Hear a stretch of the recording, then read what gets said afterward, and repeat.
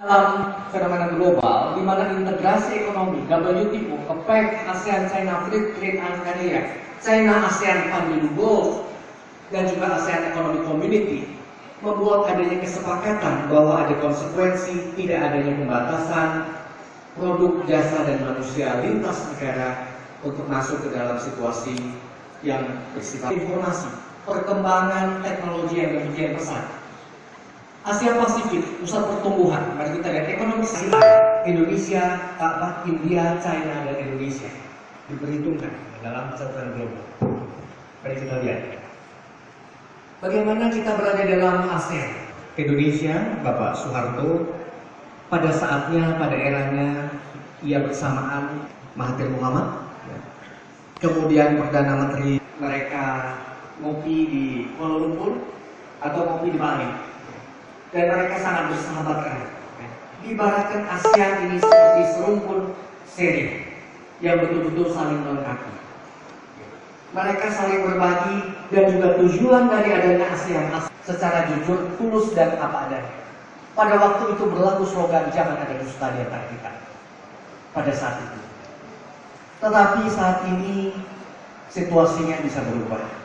Di mana siapa yang tidak siap menghadapi perubahan, ia bisa tergilas oleh roda perubahan. Karena tidak ada lagi sekat-sekat dan tidak ada lagi kasih sayang di antara negara-negara ini secara murni. Akibatnya siapa yang memiliki sumber daya dan kesiapan, ia bisa memenangkan pertempuran ekonomi. Ya saudara sekalian, kebijakan Bapak Menko Perekonomian RI yang dimulai dengan Bapak Insinyur Hatta Rajasa, dilanjutkan Bapak Heru Tanjung, dan saat ini Bapak Sofyan Jalil. Bagaimana kita bisa siap di dalam era Asia Economic Community ini tidak sebagai objek tetapi bisa sebagai subjek. Bahkan kita diarahkan bisa menjadi global player atau pemain global di dalam komunitas ASEAN ini. Tidak hanya masyarakat ekonomi ASEAN tetapi masyarakat ASEAN secara keseluruhan. Vietnam ada di sini, ya. Vietnam ini negara ASEAN sejak dulu. Vietnam negara ASEAN, di atasnya Vietnam negara apa, saudara-saudara? Yang paling besar ini? Ada yang tahu? Bisa berhadiah? Di atasnya Vietnam apa ini? Negara besar? Bukan ASEAN tapi negara besar apa ini? Ya. Perhatikan dan pikirkan bagaimana cara membuatnya. Ada power bank harganya 35.000. Buatan dari mana? 5.000. Bagaimana kita siap bersaing? Dengan efisiensi dan mass production. Sebagai sivitas akademika teknik sipil dan akan menjadi alumni teknik sipil, bagaimana bersaing dengan masyarakat yang demikian efisien. Power bank 35.000 dan handphone seharga 225.000 sudah bagus banget. Bisa Facebookan, Twitteran, dan bahkan apa yang lain, BBM-an, WhatsApp-an, dan TTM-an, Facebook, BBM-an, WhatsApp, ya. Juga ada Line, KakaoTalk, dengan biaya yang sangat efisien. Bagaimana kita menyikapi negara China yang masuk di seluruh negara ASEAN dengan biaya yang sangat murah, termasuk tenaga kerjanya mau dibayar dengan sangat efisien. Apa yang terjadi? Di tengah mau dibayar dengan biaya yang sangat efisien, di tengah juga biaya-biaya produksi yang demikian murah, bagaimana kita bersaing ketika kualitas tenaga kerja kita jauh lebih rendah dan etos kerja kita jauh lebih rendah daripada etos dan kemauan negara-negara ASEAN. Saya cerita sedikit, saya bicara di seminar, bisa mungkin pagi di Riau, siang sudah diundang di Bali, termasuk motivator. Dan kalau masih kuat itu bisa jadi malam di Jakarta. Saya perhatikan kesiapan masing-masing penyelenggara seminar. Ada yang begitu tiba sudah dijemput sampai ketika saya ketua panitia seminar juga sering buat dunia komersial. Saya pastikan pembicara saya mobil itu dibawa pesawat. Mobil dibawa pesawat, dia tinggal naik.